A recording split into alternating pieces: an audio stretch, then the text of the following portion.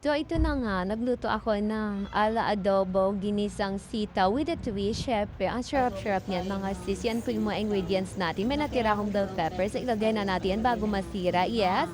Lahat na mapakinuan dapat huwag itato. Kailangan gamitin agad. Tigisa lang natin yan sa bawang. Ayan, pak na pak. Tapos konting pork lang nilagay ko mga sis kasi konting sitaw lang din naman yan. Tira-tira lang yan. Pero kasi ayaw kung masira siya kaya lutuin na natin. O, di ba? Gisa-gisa ng vegetable at lagyan ng asin, salt, water, cherries, English one, and then paminta. And mix-mix ng very light. After that, ayan, ilagay natin yung mahiwagang pampalasa natin. Alam niyo na yan, magic savor. O, di ba? Kaya nga magic sa sarap. O, di ba? Pak na popcorn. And after that, ayan, mekas-mekas din ng very light. And nilagyan na natin pangalawa nating magmalakasang ayan, o 'di ba?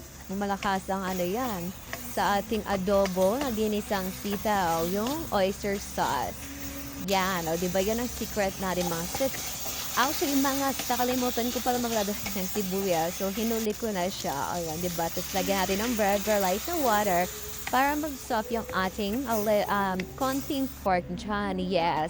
So, pag kumulo na yan mga sis, so, ayan, ganun lang siya. Mikos-mekos again. Again and again, ilagyan na natin ating sitaw. Isabay na natin dyan ang ating red bell pepper. Yes, ng bonggang-bonggang. Mekos-mekos na naman. O, diba? Mekos-mekos is light. Char. Ayan. So, ganun lang mga sis ang gagawin natin. After that, na-soft na yan. So, pwedeng-pwede na lantakan ng bonggang-bongga.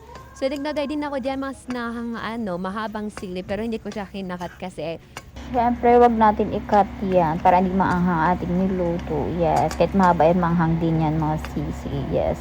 pwede Ang na niahon sa kahirapan. O, diba? And then, ready to serve. O, diba? Mag-plating na tayo mga sis. Ganyan lang ginagawa ko sa plating ko. Ganyan. O, pak na pak. Dahan-dahan.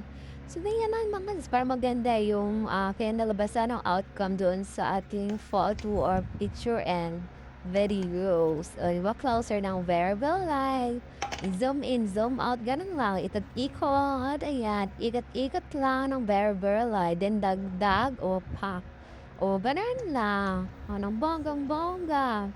So, after that, mga syempre, para maganda yung outcome ng ating ginisa, sa ganun lang ginagawa ko. Kasi syempre, kailangan din natin mag-upload ng long videos. Yes, kasi advisable din yan. Pero minsan, natatamad talaga ako. Kaya, no choice, napilitan na ako, diba? O, vlog lang very light.